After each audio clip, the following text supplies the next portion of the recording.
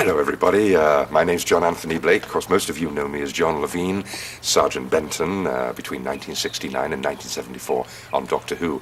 And of course, my joy was working with Patrick Troughton, 4 years with John Pertwee and almost a year with Tom Baker. But that's not the point I'm doing this introduction for. This is really in praise of Dan Harris's Sci-Fi Cruise. Sci-Fi Cruise 1999. I had never done one before, and I cannot tell you how exciting it was. We arrive in Miami from Burbank, California. The sun is fabulous, the weather is fabulous, and then of course we get driven down to the docks to see our ship, the biggest ship I've ever seen, the Carnival Imagination.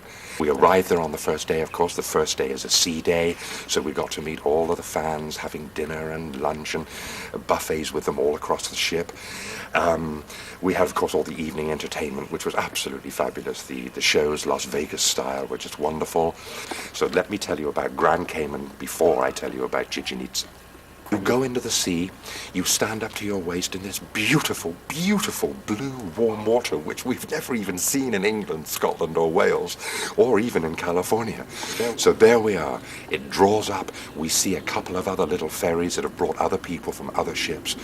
And we're thinking, this can't be right. You cannot see stingrays in the water, and we're certainly not going to get in there with them. Well, we arrive. Within 5 minutes, we knew that these creatures were friendly, and of course they had gotten very used to being in the water with human beings, or rather, having human beings in the water with them. So half an hour, 3/4 of an hour in the water with these gorgeous creatures, and by the end of the half an hour, 3/4 of an hour, I'd actually started touching a few of them, although I didn't feed them because their mouths, as I'm sure you already know, but I didn't, are underneath. I, for some reason, thought their mouths were on top. So back to the ship we go, back for another amazing evening with the fans. And the fans were just amazing. 16 of them, all dedicated to having a wonderful time. And we had a couple of ladies, a lady from Crusade. We had Wendy Padbury, of course, from the early days of Doctor Who. And yours truly, John Anthony Blake, of course, John Levene, Sergeant Benton. Well, another day at sea, I think, and then the moment I had been waiting for, I think almost more than the stingrays. Chichen Itza, where the Mayan ruins, 3-hour drive on a luxury coach. I must confess, the luxury coach was wonderful. The driver and the tour guide were just adorable. They were Mayan, and you could see the Mayan faces. Of course, they spoke awfully good English, which was very good for us. First of all, the Mayan ruins are beyond anything you've seen, apart from Stonehenge in my hometown of Salisbury in Wiltshire. That's in the south of England. But these Mayan ruins, the little guide, we called him Chichi, and he took us round, and it started to just shower. Well, you know, we English, we don't care about it, and in all fairness, nor did the American fans. We're all in our shorts and all in our little thin T-shirt, having said, let's leave the heavy clothes off because we don't need it. So we get to the ruins, we start the walk around the ruin site, we see the actual Mayan temple, the one with the big steep steps, and we were about half an hour from having to leave, and I remember looking up at this enormous staircase which looked as though it was unassailable. And Jenny and I decided if we didn't do it now, we were never going to do it. And as a runner and a climber of mountains in Burbank, California, I had to do it. So Jenny and I broke away from the crowd, which had become at one with the rain. We were freezing and soaking. And Dan, I'm glad to say, caught it on camera, which we didn't realize he had switched on at that time. And he caught us running through the flash floods, straight towards the stones.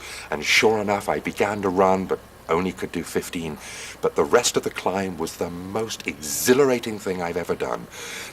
Well, so that was Chichen Itza and the Grand Caymans.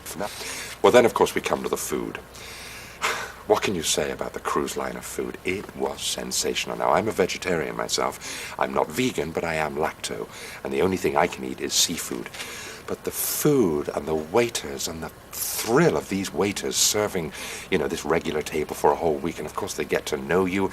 They get to know your habits and what food you like to eat. And there were all the shipboard activities, meeting the fans one-on-one, two-on-one, laying up on the sun deck or going down to the ballroom, going to the Las Vegas show at night. It never ended.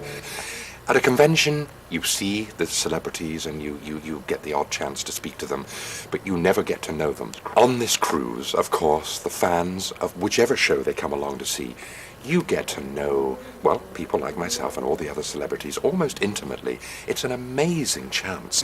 I want to tell you that next year, as I said, Sylvester McCoy and a couple of other superb guests are going along. This may be the time that you'd like to do it the most. So to the fans, to Zoe and Jane and Peter and Barry and Brett and Stephen and all the others whose names have just slipped my mind because there's too many names to remember, thank you for making this so wonderful. You made my holiday. I don't know whether I made yours, but I've never had such a human being experience, and I never realized we'd become so close on the cruise. I've been to many conventions, but nothing was like the comradeship that we got on this cruise. From Science Fiction Cruise 1999, we now move into the new millennium. So on that subject, I would say goodbye, God bless you, and just tell Dan that these close-ups never really work. Dan, I don't like these close-ups. They just don't work.